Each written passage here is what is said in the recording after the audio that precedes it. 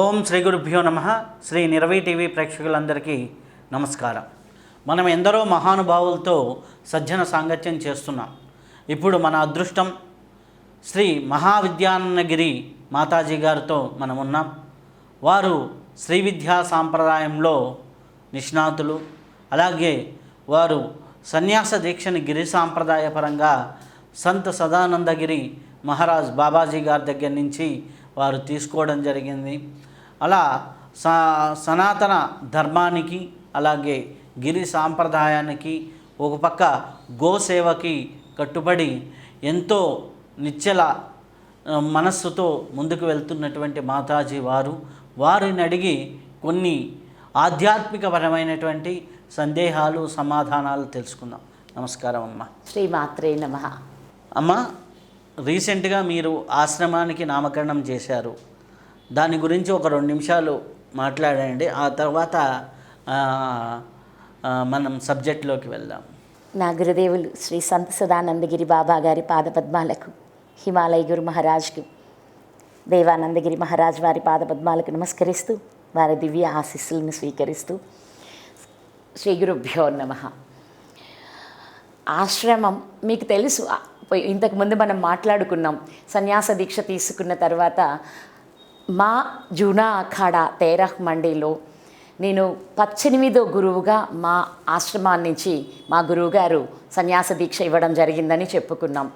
అయితే నా గురుదేవులు వారి వారసత్వంగా నాకున్న శిష్యురాలు, ఏకైక శిష్యురాలు అంటూ పరిచయం చేయటం కూడా మీ అందరికీ తెలిసిన విషయమే కనుక వారి పేరుని మా ఆశ్రమానికి పెట్టుకొని వారు సంత్ సదానందగిరి బాబా గారు, ఆ బాబా గారి పేరునే శాశ్వతంగా నా గురుదేవుల యొక్క పేరు, కీర్తి, వారి విశిష్ట జ్ఞానం అందరి భక్తులలో స్థిరంగా నిలవాలని ఆశ్రమానికి శ్రీ సంత్ సదానంద యోగాశ్రమ్ ట్రస్ట్ అని పెట్టాం. బాబా గారు ఎప్పుడు అడిగినా బాబా ఎలా ఉన్నారు అంటే సదానందంగా ఉన్నాను అంటారు. మన ఆశ్రమం ద్వారా కూడా ప్రజలందరూ ఆధ్యాత్మిక జిజ్ఞాస కలిగిన వారందరూ సదా ఆనందంగా ఉండే అద్భుతమైన యోగ విద్యని బోధిస్తూ గురువుగారి కీర్తి ప్రతిష్టలను పెంపొందించుకోవడం కోసమై ఈ ఆశ్రమం స్థాపించడం జరిగింది. పూర్వం ప్రప్రథమంగా మన హిమాలయాల్లో రుద్రప్రయాగలో ఏర్పడిన ఆశ్రమం కూడా సదానంద యోగాశ్రమమే. అదే నామం మరియు మా గురువు గారి నామం అదే కనుక ఈ మా గురు పరంపర శాశ్వతంగా ఉండడానికి ఈ నామంతో ఆశ్రమాన్ని ప్రారంభించడం జరిగింది. ఆశ్రమం నుంచి ప్రస్తుతం మన మల్లవరం గోశాల నుంచే సేవలు అందిస్తూ ఉన్నాము. అయితే గురువుగారి ఆకాంక్ష ఇంకా చాలా ఎక్కువగా ఉంది. దాని వైపు మా ప్రయాణం జరుగుతూ ఉంది.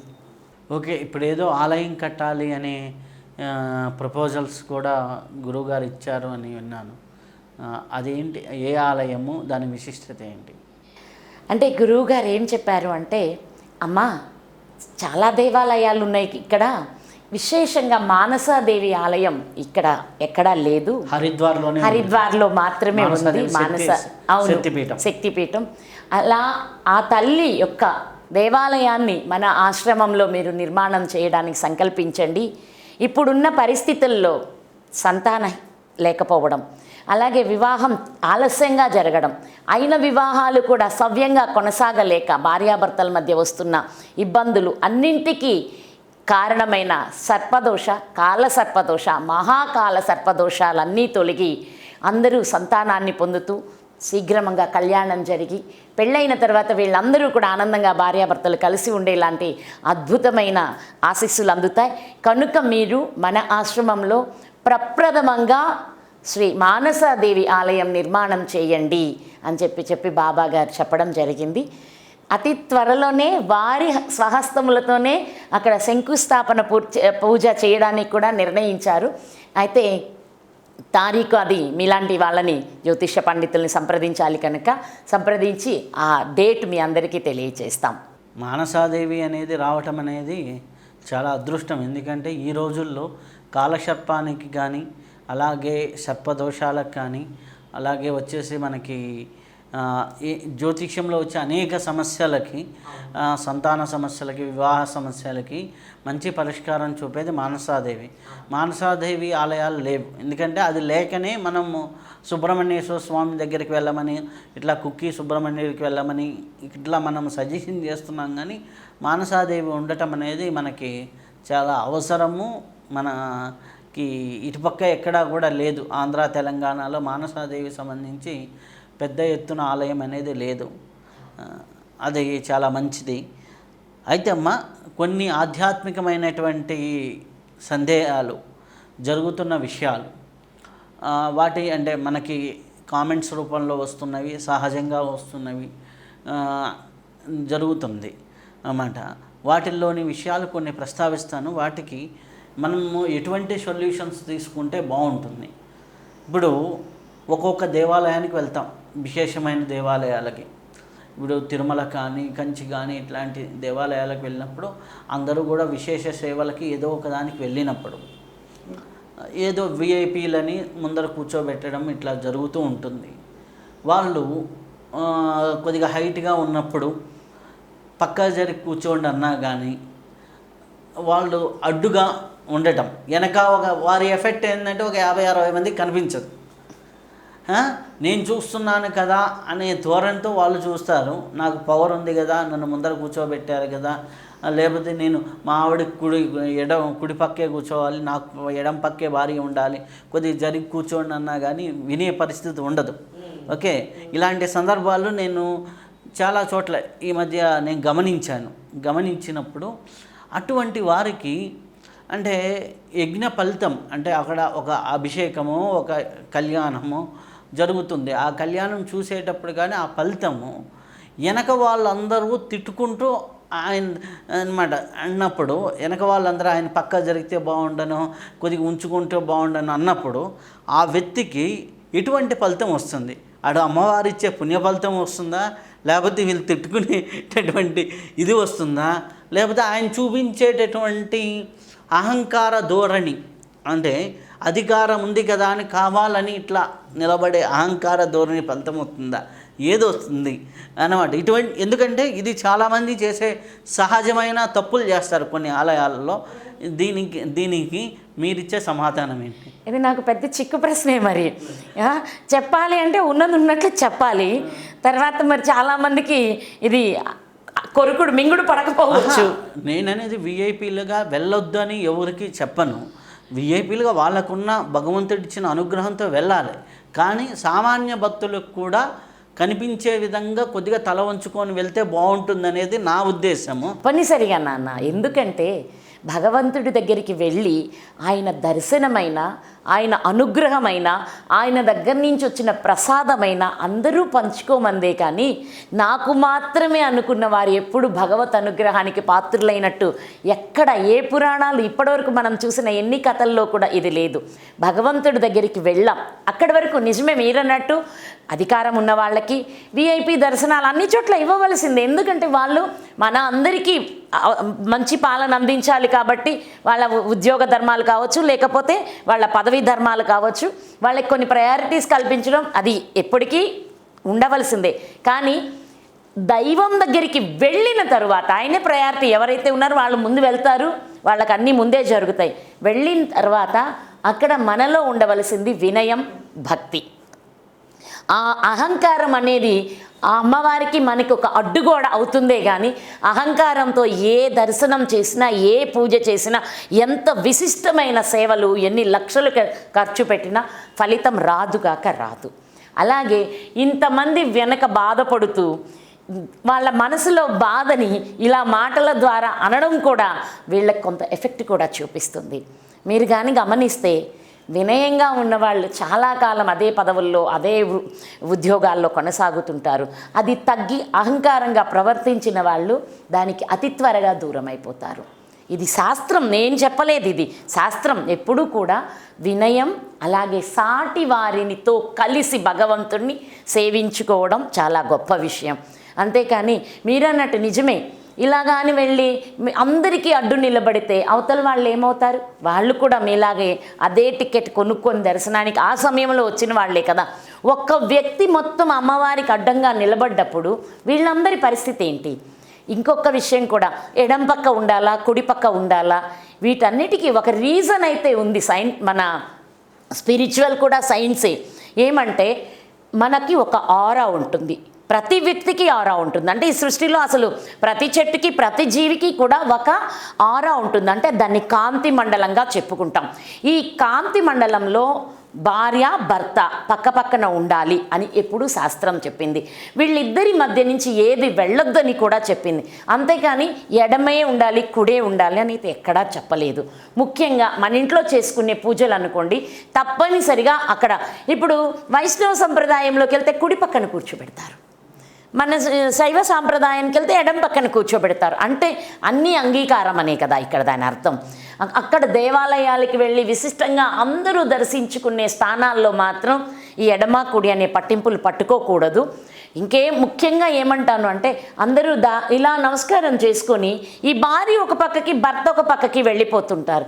అది చెయ్యొద్దని నేను ఎప్పుడూ చెప్తాను. కానీ ఇతరులకైతే ఇబ్బంది కలిగించడం మూలాన సత్ఫలితాలు రాకపోగా తర్వాత అవి వేరే ఇబ్బందికర పరిస్థితులు కూడా ఏర్పడతాయి. వాటి నుంచి ప్రతి ఒక్కరూ ఇలా చెయ్యకూడదని మనకి మనం నిర్ణయించుకోవాలి. ఇప్పుడు నా గురుదేవులు ఉన్నారనుకోండి, వారితో మేము భద్రాచలం వెళ్ళాం రామాలయ దర్శనానికి. పోయిన జనవరి 1 రోజే వారితో మేము భద్రాచలంలో శ్రీరామచంద్ర దర్శనం చేసుకున్నాం. ఆయన మీకు తెలుసు హైట్ ఉంటారు, అలా అందరికీ పక్కకి జరిగి కూర్చొని మా అందరికీ వెళ్ళిన ఆయనతో వెళ్ళిన 40 మందికి దర్శనం అయ్యేలా చూశారు. అంటే ఆ వినయము ఆ భక్తే భగవత్ ప్రసాదానికి భగవత్ అనుగ్రహానికి మూలమని సద్గురువులే మనకి చూపిస్తూ ఉన్నప్పుడు మన అందరం అలాంటి పెద్దల మార్గాన్ని అనుసరించడమే శ్రేయస్కరం. అయితే నేను ఒక ఆలయంలో చూసిన విషయం ఏంటంటే ఆయన అట్లా నిలబడి ఉన్నాడు, కావాలని స్టిఫ్గా కూర్చున్నాడు. వెనక వాళ్ళందరికీ ఇబ్బంది అవుతూ ఉంది. చూశాను, గమనించాను. నేను కూడా చెప్పాను, ఇట్లా కాదండి ఇట్లా కూర్చోండి, వెనక ఇబ్బంది అవుతుంది. కరెక్ట్గా అందరికీ ఉన్నారు.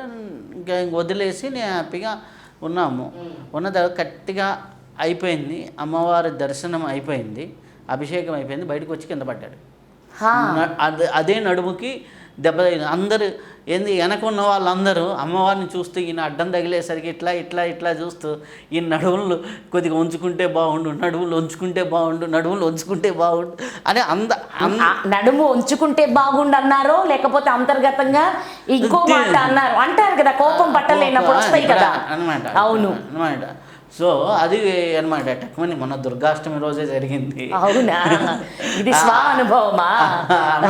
అంటే ఎందుకంటే వెళ్ళిన వాళ్ళు ఇది అనమాట చిన్నది, బయటికి రాగానే మెట్ల దగ్గర టెంకాయ నీళ్ళు ఏమన్నాయి జారారు, మెట్టు కట్టిగా పోయి నడుముల మీద. అక్కడి నుంచి ఆయన బయటకు వచ్చేంత నేను గమనిస్తున్నాను ఉంచుకొని వెళ్ళాడు. ఎందుకు అది ఎక్కడో ఏ డిస్క్ తగిలిందో ఏమో తెలియదు అనమాట. ఇట్లా నేను గమనిస్తున్నాను. ఇంకోటి, చాలామంది ధ్యానం చేసేవాళ్ళు ఉంటారు, వాళ్ళల్లో కొంతమంది పూజలు చేసేవాళ్ళు ఉంటారు, ఆరాధనా మార్గంలో ఉన్నవాళ్ళు. ఈ కొంతమంది ఏంది ధ్యానం చేసే వాళ్ళకి పూజలు అవసరం లేదు అని చెప్పే మన సాంప్రదాయాలు కూడా ఉన్నాయి. ఇప్పుడు ఈ పూజని ధ్యానాన్ని ఎలా బ్యాలెన్స్ చేసుకోవాలి? ఇట్లా దీన్ని సనాతనంగా వచ్చిన దాన్ని దీన్ని వదలరాదు అని వచ్చిన దాన్ని వదలరాదు, దీన్నేమో పూర్తిగా చేయలేరు. ఇట్లాంటి పరిస్థితుల్లో ఎలా బ్యాలెన్స్ చేసుకోవాలి రెండింటిని? ఇక్కడ మొట్టమొదటి సమస్య ఏంటంటే ధ్యాన మార్గాలు అనుసరించే వాళ్ళు, అందులో నేను కూడా ధ్యానం చేస్తాను. ఇప్పుడు కాదు, సుమారు 2013 నుంచే నేను ధ్యానం నేర్చుకున్నాను. దానిలో వచ్చేసేసి ఆత్మధ్యానం ఉంది, కుండలిని ధ్యానం ఉంది, మళ్ళీ హంస ధ్యానం కూడా ఉంది. అంటే ఒక్కొక్క మెట్టే ఎక్కే కొంది మనలో హంసతత్వం పెరగడం. అంటే హంసతత్వం అంటే ఏది మనకు మంచి ఏది మనకు మంచిది కాదు అనే విషయాన్ని అర్థమయ్యేలా చేసే కాన్షియస్నెస్ డెవలప్ అవుతుంది. అదే మన అజప గాయత్రి మంత్రంతో చేస్తాం. అది కూడా మనం సోహం అంటూ అజప గాయత్రితో కలిపి చేసుకుంటాం. కానీ ఏంటంటే మన గురువులు ఎవరైతే మనకు ధ్యానం బోధిస్తారో ఆ గురువులు ఇవన్నీ మానుకోమని కూడా చెప్పరు. దీన్ని సరిగ్గా అర్థం చేసుకోలేక వీళ్ళు చేసే మొట్టమొదటి పొరపాటు. రెండోది, ఇంకొద్దిగా మీరు డీపర్గా వెళ్ళి చూస్తే మనకి ధ్యానం బోధిస్తూ మీరే దేవుళ్ళురా, మీకు ఇంకేం అక్కర్లేదు, మీరు ధ్యానాన్ని పట్టుకోండిరా అని మనకి చెప్పి వెళ్ళి వాళ్ళు వాళ్ళ ఇళ్లల్లో లేదా వాళ్ళ సంస్థల్లో యజ్ఞ యాగాది క్రతువులు చేస్తారు, వాళ్ళ భార్యతో కలిసి నిత్య పూజలు చేస్తారు, వాళ్ళ ఇంట్లో నిత్య ధూపదీప నైవేద్యాలు జరుగుతూనే ఉంటాయి. ఇవి ఇక్కడ జరుగుతున్నాయి. ఇవి ఇక్కడికి సవ్యంగా రాకపోవడం కూడా ఒక పొరపాటు. అంటే చెప్పే వాళ్ళది ఉంటుంది, చెప్పే వాళ్ళదే కాదు చేసే వాళ్ళది కూడా ఉంటుంది. ఇంకోటి ఏంటంటే ధ్యానం అనగానే ఈ అహం బ్రహ్మస్మి గురువు చెప్పారు, అది మాకు గురువు ఇచ్చిన వాక్యాలే 4 మహావాక్యాలు చెప్తారు. అహం అన్నప్పుడు నేను ఏదవుతానో, ఈ సృష్టి ఈ జగత్తులో అందరూ భగవంతుడి సృష్టిలోనే భగవంతుడి ద్వారానే పుట్టారు, నేనేమి ఒక్కదాన్ని కొమ్ములతో రాలేదు కదా, నాతో పుట్టిన ప్రతి జీవి దైవస్వరూపమే అని గుర్తిస్తే మనలో ఇందాక సమస్యకు కూడా పరిష్కారం ఇదే. మనలో వినయ విధేయతలు భక్తి శ్రద్ధలు ప్రబలుతాయి. మాట అనుకుందాం.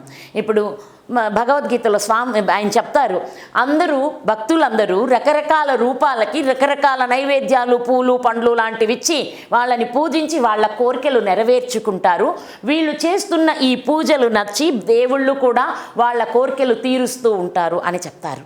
అంటే దాని అర్థం ఏంటంటే దక్షిణాచారం అంటారు దీన్ని. దక్షిణాచారం అంటే ఏంటి? అక్కడ ఇచ్చి, దక్షిణ అంటే ఏంటి? ఇవ్వడమే కదా. ఇచ్చి పొందడం. ఇస్తున్నాం. ఏమి ఇస్తున్నాము అంటే ఈ అనంత జగత్తుకి దేవదేవుడు ఇవన్నీ మా జీవనం కోసం ఆయన మాకు ఇచ్చారు కనుక కృతజ్ఞతతో అవి వారికి ఇవ్వడం ద్వారా మనలోని ఈ కృతజ్ఞత భక్తికి విశ్వంలోని ఆ దైవతత్వం మన వైపుకి ప్రవహిస్తుంది ఆ శక్తి. తద్వారా మనకి సౌఖ్యాలు శుభాలు ప్రాప్తిస్తాయి. కాబట్టి ఏంటంటే ఇవ్వడం పొందడం అనేది సృష్టి ధర్మం. అంతే కదా. నాటుకోకుండా ఏది తిరిగి తెచ్చుకోలేం కదా ఈ సృష్టిలో. మనం నాటిందే మనం తిరిగి తెచ్చుకుంటాం. ఒక్క గింజ నాటితే 100 ఇచ్చే చెట్టు ఉంటుంది, 10 ఇచ్చే చెట్టు ఉంటుంది, 1000 ఇచ్చే చెట్టు కూడా ఉంటుంది. ఇప్పుడు గోధుమ వరి లాంటి ధాన్యం వేస్తే ఒక్కటి వేస్తాం, కానీ ఒక్కసారి ఆ ఒక్క చెట్టు కోస్తే 1000 గింజలు వస్తాయి మనకి. ఇలా ఇవ్వడం ద్వారా పొందుతారు అని చెప్పేది అసలు ప్రకృతి ధర్మం. ఇది ఇవ్వడం ద్వారానే పొందుతారు. ఈ విధానం మన పూర్వీకులు, మన ఋషులు, మన గురువులు మన అందరికీ నేర్పించారు. పూర్వంలో మన సనాతన ధర్మంలో ఋషులు వీళ్ళందరూ ధ్యానం చెయ్యలేదా? తపస్సు తపస్సు తపస్సు అంటే ఏంటది? ధ్యానం కాదా? కానీ వాళ్ళు మళ్ళీ ఆశ్రమంలో యజ్ఞయాగాది క్రతువులు పూజలు నిర్వర్తిస్తూనే ఉన్నారు కదా. అవి చెయ్యడం మనం కృతజ్ఞతతో భగవంతుడిచ్చిన దానికి తిరిగి భగవంతుడికి ఇస్తూ ఆయన ఇచ్చారు నాయన అనే కృతజ్ఞత తెలియచేసే విధానం ఈ పూజ. ఇంకొక విషయం ఉంది, విశిష్టంగా దీపం. పంచతత్వాలు ఎలా ఏర్పడ్డాయని చెప్పుకుంటాము. ఈ మధ్య సైన్స్ కూడా చెప్పింది మనకు, ఒక విశేషమైన అండాకారంలో ఉన్నది ఒకటి బద్దలయ్యి ఈ సృష్టి ఏర్పడింది అంటూ సైంటిస్టులు కూడా చెప్పారు. చెప్పి కూడా 10 సంవత్సరాలు అలా అవుతుంది. ఈ విషయాలు సైంటిఫిక్గా కూడా ప్రూవ్ అయినాయి. మనకు అసలు వేదం ఏం చెప్పింది? బ్రహ్మాండం బద్దలైతే ఈ జగత్ ఏర్పడింది అని చెప్పింది. జగత్ ఎక్కడి నుంచి ప్రారంభమైంది? ఏమీ లేని అంటే ఇక్కడ అర్థం కావడానికి ఈ ఆటం చెప్పుకుందాం. అణువు అంటున్నాను. ఒక అణువు అందులో నుంచి బయటికి వచ్చినప్పుడు దానిలో నుంచి చైతన్య శక్తి విడుదలవుతూ ఉంటుంది. ఏదైతే ఆ బ్రహ్మాండం బద్దలైనప్పుడు బ్రహ్మ పదార్థం బయటికి వచ్చిందో దానిలో నుంచి శక్తి విడుదలయ్యి వ్యాపించడం మొదలుపెట్టింది. అందుకే సృష్టిలో అన్నిటికంటే ముందేంటంటాము అంటే శక్తి, ఆదిశక్తి అంటాం. అమ్మవారిని మనం ప్రకృతి శక్తి, మూలశక్తి, ఆదిశక్తి అంటాం. ఈ శక్తి సూత్రం కూడా సైంటిఫిక్గా మాట్లాడుకుందాం. మళ్ళీ శక్తిని ఏం చెప్పారు? శక్తిని ఎవరు సృష్టించలేరు, అలాగే శక్తిని ఎవరు నాశనం కూడా చేయలేరు. శక్తిని ఒక రూపం నుంచి ఇంకొక రూపంలోకి మార్చుకోవచ్చు, ఒక చోటు నుంచి ఇంకొక చోటుకి పంపించుకోవచ్చు. మనకి కావలసిన ఆ శక్తిని మనకి ఏ రూపంలో కావాలో ఆ రూపంలో మలుచుకొని మనకు అనుగుణంగా మార్చుకోవచ్చు అని చెప్పారే కానీ ఇంకా పుట్టుక లేదు శక్తికి, నాశనము లేదు. అది అందుకే అమ్మని ఏమంటాము? అమ్మ నువ్వు అనంతవి అంటే ఆవిడికి ఇంకా అంతమే లేదు, అనంత అంటాము. దేవి అధర్ణ శీర్షంలోకి వెళ్తే అమ్మవారి గురించి అద్భుతంగా చెప్తారు. నీ పుట్టుకే మాకు తెలియలేదు కనుక నువ్వు అజా, నువ్వు పుట్టుక లేని దానివమ్మ, కానీ నువ్వు అంతా వ్యాపించి శాశ్వతంగా ఉన్నావు కనుక నువ్వు అనంత, నీకు ఇంకా ఎప్పటికీ అంతమే లేదమ్మా అంటూ అమ్మని కీర్తిస్తాం. అలాంటి శక్తి ప్రప్రథమంగా ఆకాశంగా మారింది. ఆకాశాన్ని మన వాళ్ళెవరూ చూడలేకపోయారు. ఆ తర్వాత ఈ అణువులకి శక్తి చేరుతూ ఇంకొద్దిగా భారమైన గాలి, అది రెండోది వాయుతత్వం, దీన్ని కూడా ఎవరూ చూడలేదు. అప్పుడు మూడోది ఏమొచ్చింది, ఇంకొంచెం భారంగా కంటికి కనిపించే రూపం ధరించి అగ్ని బయటికి వచ్చింది. అందుకని మన ఋషులు అగ్నిని దేవుడిగా గుర్తించి అగ్నిని పూజించటం మొదలుపెట్టారు అనాదిగా. మరి అలాంటి దైవస్వరూపమని మన ఋషులు ఆ అగ్నిశక్తి ద్వారా ఎన్నో శక్తులు, అంటే నెగిటివ్ ఎనర్జీస్ అన్నీ విచ్ఛిన్నమైపోతూ పాజిటివ్ ఎనర్జీ విశ్వంలో నుంచి ఆకర్షించబడుతూ ఉంటాయి. కనుక దీపం నిత్యం వెలిగించుకోవడం అవసరం. నిత్యం ఇంట్లో దీపారాధన అనేది ఏ మార్గంలోనైనా ఉండండి, నిత్య దీపారాధన అవసరం. ఇంకా ఈ మధ్య చాలామంది ధూపం గురించి ఎన్నో క్లాసెస్ కూడా జరుగుతున్నాయి. మీరు కానీ తెలుసుకుంటే ఒక్క ధూపం వేయడం ద్వారా ఇంట్లో హానికరమైన వైరస్లు, బ్యాక్టీరియాలు, అలాగే కంటికి కనిపించని, ఇదంతా ఒక పెద్ద సబ్జెక్టు, వెళ్ళామంటే అందరు మళ్ళీ అర్థం కాదు, కాబట్టి దాన్ని ఎప్పుడైనా తర్వాత మాట్లాడదాం. కంటికి కనిపించని ఎన్నో నెగిటివ్ ఎనర్జీలు కూడా ఇంట్లో ఉంటాయి. అలాంటి వాటన్నిటిని ఒక్క ధూపం ద్వారా ఇంట్లో నుంచి బయటికి నెట్టేయచ్చు. ఈ ఘంటానాదం ఏం చెప్తాం మంత్రం, ఆగమార్థం తు దేవానాం గమనార్థం తు రాక్షస అని చెప్పి పిలుస్తాం. అంటే ఏం చెప్తామంటే దేవతలు వచ్చే వేళ అయింది, ఈ నాదం నిన్ను బయటికి ఏదైనా మా పూజకి విఘ్నాలు కలిగిస్తున్నది ఏదైనా శక్తులు ఉంటే అవన్నీ బయటికి వెళ్ళిపోవాలి, మేము పూజించాలనుకుంటున్న దివ్యశక్తి మా ఇంట్లోకి రావాలి అని ఘంటానాదం చేస్తాం. అంటే ఇందుట్లో కూడా మనకు కావలసిన శుభశక్తుల్ని ఆహ్వానించే మంత్రమే చెప్తుంది కదా. ఇన్ని విధానాలు ఉన్నాయి కనుక నిత్య పూజ అనేది ప్రతి ఒక్కరూ చేసుకోవలసిన అంశం. ఇంకా మీరు అడిగారు కాబట్టి ఇంకొక మాట ఎక్కువ చెప్తాను. కలియుగంలో ఒకటి చెప్పారు, కలియుగంలో నామస్మరణ తప్పనిసరి అని చెప్పింది శాస్త్రం. కలి దోషం మనల్ని అంటకూడదు అంటే తప్పనిసరిగా నామస్మరణ చెయ్యవలసిందే. దైవ నామస్మరణ ద్వారా కలి బాధల నుంచి మనం తప్పించుకోవచ్చు అనేది మన గురువులు సనాతనంగా కలియుగం ఆరంభంలోనే తెలియచేసిన విషయం. ఇంకోటి కూడా విశేషంగా గురుచరిత్ర ప్రారంభంలో కానీ మీరు గమనిస్తే కలిపురుషుడు వస్తాడు భూమండలం మీదకి. ఆయన యుగం ప్రారంభమైంది, ఆయన కదా యుగానికి రాజు. వచ్చినప్పుడు వికృతంగా వస్తాడు, ఒక చేతితో నాలుక పెట్టుకొని ఇంకొక చేతిలో మర్మావయం పట్టుకొని వస్తే బ్రహ్మదేవుడు నవ్వి ఏంటి వికృతాకారం అంటాడు. ఏముంది స్వామి, ఈ కలియుగంలో మనుషులని ఈ రెండింటి మీద, ఇంద్రియాల మీద రుచుల పట్ల ఆసక్తి పెంచి, ఇంద్రియాల పట్ల ఆసక్తి పెంచి వాళ్ళు తరించకుండా భ్రష్టుల్ని చేస్తాను, ఈ రెండింటి ద్వారానే వాళ్ళు పతనమైపోయేలా చేస్తాను అంటాడు. అన్నీ అన్నాక అయ్యా ఏం చేయమంటావు, ఇలా ఉందే ఈ చుట్టుపక్కల పరిస్థితి, ఎందరో పుణ్యాత్ములు ఉన్న ఈ భూలోకంలో నేను నా ధర్మాన్ని ఎలా నడపగలను అని అడుగుతాడు కలిపురుషుడు. అడిగితే అప్పుడు చెప్తాడు, నీకు లోబడి కొందరున్నారు. ఎక్కడెక్కడున్నారు? జూదంలో, అలాగే మద్యపానం సేవించేవాళ్ళు, గోవుని ఇబ్బంది కలిగించేవాళ్ళు, ఇలాంటి వాళ్ళందరినీ పోయి నువ్వు హింసించుకో. ఒక్కటి మాత్రం, ఏ ఇంట తులసిని పూజిస్తున్నారో, ఏ ఇంట గోవుని సేవిస్తున్నారో, ఎవరైతే గురువు ఆరాధన చేస్తూ గురువాక్యానికి కట్టుబడి ఉన్నారో వాళ్ళని నువ్వేమీ చేయలేవు అని చెప్తారు. అంటే మనం నిత్యం తులసిని పూజించాలి, గోవుని సేవించాలి, ఇంట్లో ధూపదీప నైవేద్యాలు పెట్టుకోవాలి, ఒక మంత్రం జపించాలి, సద్గురువు సన్నిధికి చేరి ఆయనను శరణు చొచ్చాలి. ఇవి అన్నీ తప్పనిసరి. ఈ ధ్యానం ఏంటమ్మా అన్నారనుకోండి, మనం చేస్తున్న మంత్రాన్ని మనం తీసుకునే శ్వాసతో ముడిపెట్టి ఆ శ్వాస మీద మన ధ్యాసని ఉంచి మనం ధ్యానం కొనసాగించుకోవాలి. అంతేకాని ఇదేదో చేస్తున్నామని చెప్పి అది మానుకోకూడదు. మనం చిన్న ఉదాహరణ మాట్లాడుకుందాం. పిజ్జాలో, బర్గర్లో ఇప్పుడు లేటెస్ట్ చాలా వస్తున్నాయి కదా, అలాంటివి తిని అన్నం తినకుండా మనిషి బ్రతకగలుగుతాడా? మనిషికి ప్రథమ ఆహారం ఆ అన్నమే. అంటే మనకి అన్నం అనుకోండి, పక్క రాష్ట్రాల వాళ్ళకి రోటీ అనుకోండి, అదే మనం ప్రధానంగా తిని ఆరోగ్యంగా ఉండే ఆహారం. ఇది జస్ట్ అప్పుడప్పుడు అవసరం. అంతేగాని ఈ అవసరాన్ని నిత్య జీవితంలో పెట్టి అన్నం మానేస్తే శరీరం శుష్కించిపోతుంది, అనారోగ్యం పాలవుతుంది. ఇదే జరుగుతుంది. కనుక నిత్యం ధూపదీప నైవేద్యాలతో పూజించుకుంటూ ధ్యానం, నామజపం చేసుకుంటూ ధ్యానం కొనసాగించుకోవాలి. అయితే అమ్మా కొంతమంది వచ్చేసరికి ఒక గురువు కనిపిస్తారు. ఇప్పుడు మీలాంటి గురువులు ఎవరో కనిపిస్తారు. వచ్చేసి ఒక మంత్రం తీసుకుంటారు. మళ్ళీ వస్తారు, ఇంకొక సందర్భంలో వస్తారు, ఇంకొక మంత్రం తీసుకుంటారు. లేదు ఇంకొక 4 గురువుల దగ్గరికి వెళ్తారు, వాళ్ళు 4 మంత్రాలు ఇస్తారు. అలా మంత్రాలు ఒక్కొక్క పద్ధతిలో తీసుకుంటారు. తీసుకున్నప్పుడు ఏది చేయాలో తెలియదు. ఇది మంత్ర మార్గంలోనూ అలాగే యోగ మార్గంలో కూడా ఒకరు ఒక ధ్యానం చెప్తారు, ఒకరు ఒక క్రియాయోగం చెప్తారు, ఇంకొకటి చెప్తారు. ఎట్లా చెప్పినా ఆ యొక్క మార్గాల్లో వాళ్ళు సరిగ్గా చేయలేక ఇబ్బంది పడుతూ ఉంటారు. అలాంటి వాళ్ళకి ఏం చేయాలి? ఇప్పుడు ఏంటంటే గురువు దగ్గర పోయి మంత్రం అడగగానే ఇచ్చేస్తారు. వాళ్ళు ఏంటి ఒక జిజ్ఞాసను చూసి ఇస్తారు.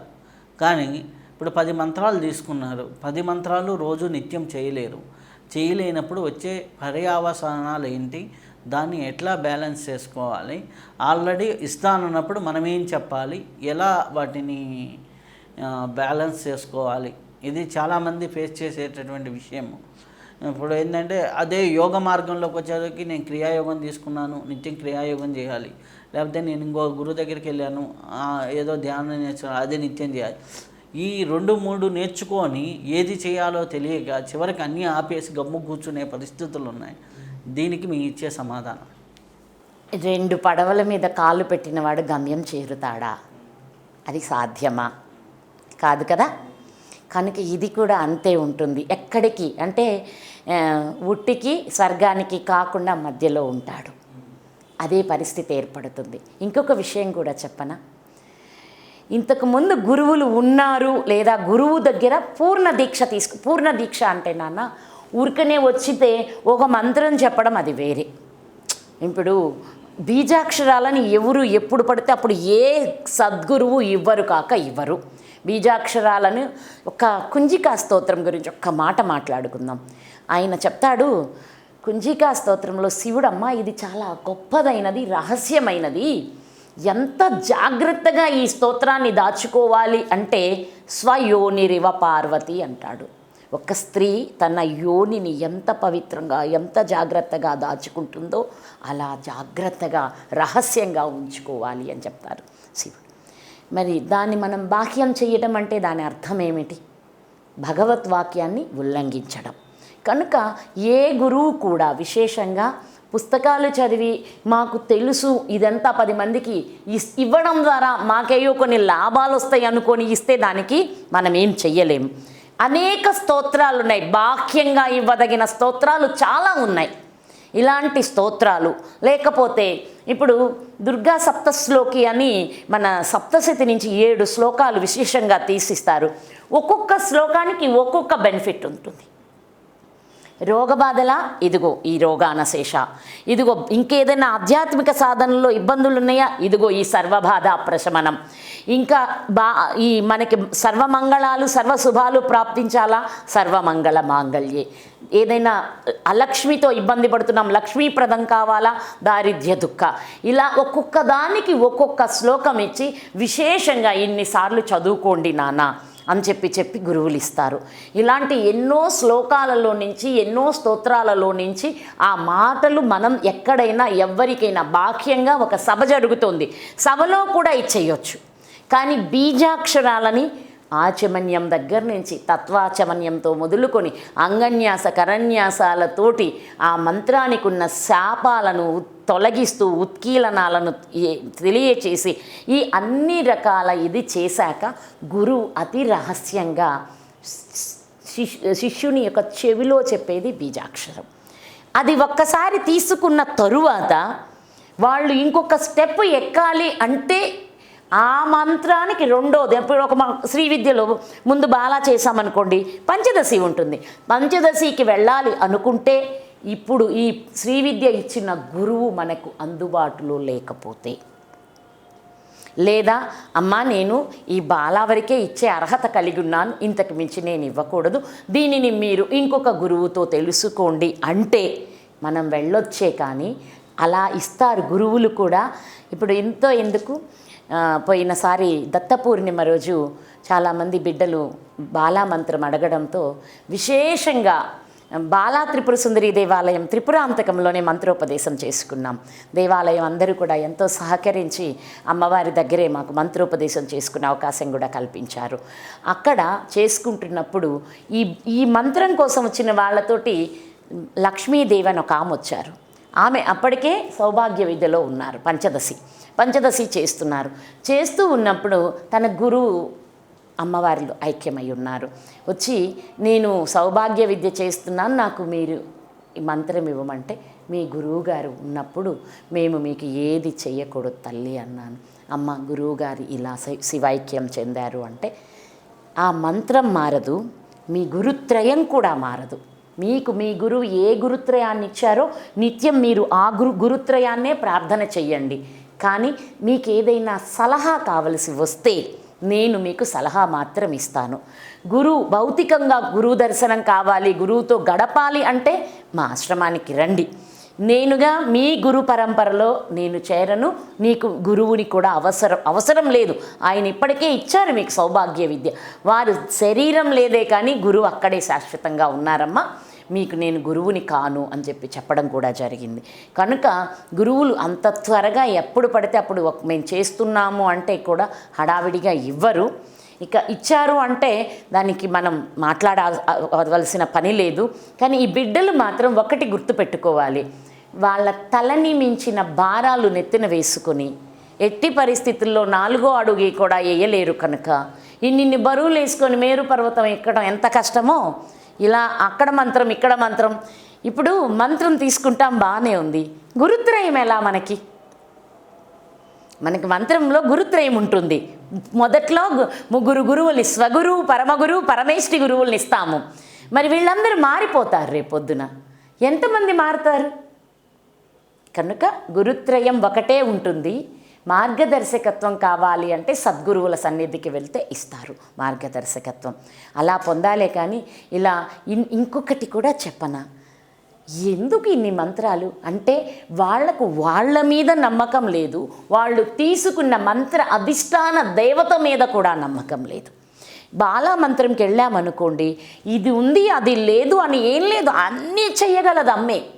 శత్రునాశనం సకల గణపతి చేస్తే చాలు. అంతకు మించి ఇది చేస్తున్నాము, మాకెవరో ఏదో చేస్తున్నారు, మాకు రక్షణ మంత్రం ఇవ్వండి, ఇంకోటి ఏదో చేస్తున్నారు మాకు బగళాముఖి ఇవ్వండి, ఇంకోటి ఏదో చేస్తున్నారు మాకు ప్రత్యంగిరా ఇవ్వండి. ఎందుకు అనవసరమైన బాధలు? అందరూ ఈ అమ్మలో నుంచి వచ్చిన వాళ్ళే అని చెప్తుంది లలిత చరిత్ర. మనం ముందుకు వెళ్తే అందరూ ఒక్క అమ్మలో నుంచే వచ్చారని చెప్తుంది. ఎప్పుడైనా విశేషంగా కొంచెం అంటే ఎక్కువ భాగాలైతే చెప్పగలం, ఒక్కసారితో మాట్లాడేది కాదు. ఆ సమయం నాకు లభించి ఇక్కడ కూడా మీరు అలాంటి అవకాశం ఏర్పరిచినప్పుడు లలితాదేవి యొక్క విశేషమైన జన్మ, ఆ తల్లి ఎలా ఉద్భవించారు, ఇన్ని రూపాలు, వారాహిదేవి, రాజాశ్యామల, కమలాత్మిక అంటూ ఇంతమంది ఎలా ఉద్భవించారు, ఎక్కడి నుంచి ఉద్భవించారు. అలాగే దశమహావిద్యలు అంటారు. దశమహావిద్యలు అనగానే ఎవరినో ఏదో చెయ్యడానికి ఉన్న ఈ విద్యలు అని అపోహలు పెంచుకున్నారు. మహావిద్య అంటేనే బ్రహ్మ విద్య అని అర్థం. మహా అనే దానికి దేనికి పెడతాము? గొప్పదైన దాన్ని మహా గొప్పదండి అంటాం మనం. అర్థమైందా? మహనీయుడండి అంటాం, మహాత్ముడండి అంటే ఏంటి?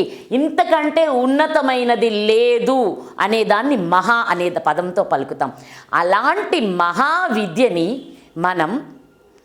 అలాంటి మహావిద్యలని మనం ఎంత అపహాస్యం చేస్తున్నాం తెలిసి తెలియక. దానిలో చాలా పెద్ద కథ ఉంటుంది, అద్భుతంగా రాస్తాడు ఆ రైటరు కూడాని. ఒక వ్యక్తి చిన్నమస్తా విద్య ద్వారా ఇంకొకళ్ళు అంటే వాళ్ళ చిన్నాన్న వాళ్ళ తల్లిదండ్రులు ఇలాంటి ఏదో మంత్రం ద్వారా చంపాడని, అది ప్రతీకారంగా తను కూడా అదే చెయ్యాలని చిన్నమస్తా ప్రారంభిస్తే గురువు వచ్చి, అరే బ్రహ్మ విద్యరా, దీనిలో నువ్వు పరిపూర్ణత్వాన్ని పొందు అని చెప్తే ఆయన మహానీయుడై ఎందరికో శిష్యులకి మార్గదర్శకం అవుతాడు. అంటే మండలాధీశుడు, మహామండలాధీశులు అంటారు మనకి నార్త్లో. ఈ మండలాధీశుడు అంటే తనకి కనీసం 40 కంటే ఎక్కువ మంది శిష్యులు ఉంటే ఆయన్ని మండలాధీశులుగా నిర్ణయిస్తారు. అదే గురువుకి 40 40లు అంటే సుమారు 1600 నుంచి 2000 మంది శిష్యులు ఉంటే మహామండలాధీశులు అంటారు. ఆయన మహామండలాధీశులుగా ఎదుగుతారు నార్త్లో ఈ గురువు. ఒక మంచి మాటతోటి గురువు ఇది బ్రహ్మ విద్యరా, ఇది ఇలాంటి మారణ మోహన వశ్యాలకు వాడేది కాదురా, నిన్ను నువ్వు తెలుసుకొని పరిపూర్ణత్వాన్ని సిద్ధింప చేసుకొని ఎందరో బిడ్డలని ఇలా ఆధ్యాత్మిక మార్గంలో బ్రహ్మజ్ఞానం వైపు నడిపించే అద్భుతమైన యోగమని బోధిస్తాడు. అలాంటి అద్భుత విద్యలు ఇవన్నీ. కాబట్టి ఏ విద్య అయినా జగన్మాతే. మళ్ళీ చెప్పుకున్నాం, ఒక్కటే అమ్మ ఆదిశక్తి. ఆ ఆదిశక్తిలో నుంచి వచ్చిన ఏ విద్యలన్నీ. అయితే మనం ముందుకు వెళ్ళే కొంది ఈ ఎనర్జీస్ని బ్యాలెన్స్ చేయడానికి గురువులే ఒక్కొక్క మంత్ర వెళ్ళేటప్పుడు ఈ బాలాలో బాలమ్మ లక్ష్మీ గణపతే ఉంటారు. సౌభాగ్య విద్యకి వెళ్ళేటప్పటికి ఇంకొంచెం నలుగురు వస్తారు మనకి. ఎందుకంటే ఆ ఎనర్జీస్ అన్నీ మన చక్రాలలోనే అవసరం కనుక ఆ శక్తులను మన యొక్క సాధకుడికి రక్షణగా ఉంచేవే కానీ ఏ విద్య అయినా ఇతరులకి ఇబ్బంది కలిగించేది ఆధ్యాత్మిక సాధన కానేరదు. ఇప్పుడు ఒక మాట అంటారనుకోండి, మేము ఈ మతం అండి, మేము ఈ కులం అండి. చక్కగా మీ మతాన్ని మీరు అనుసరించండి. ఇక్కడ ఆ మతము అనేది మీరు ఆధ్యాత్మికంగా ఎదగడానికి ఉపయోగించండి. ఇతరులకి కీడు చేసేది, ఇతరులను హింసించేది అది మతం అనబడదు, ఆధ్యాత్మిక సాధన అనబడదు. చాలా సంతోషం అమ్మ, చాలా మంచి విషయాలు మాతో పంచుకున్నందుకు చాలా చాలా కృతజ్ఞతలు. శ్రీమాత్రే నమః. ఇప్పటి వరకు అద్భుతమైనటువంటి జ్ఞానాన్ని మనం తీసుకున్నాం.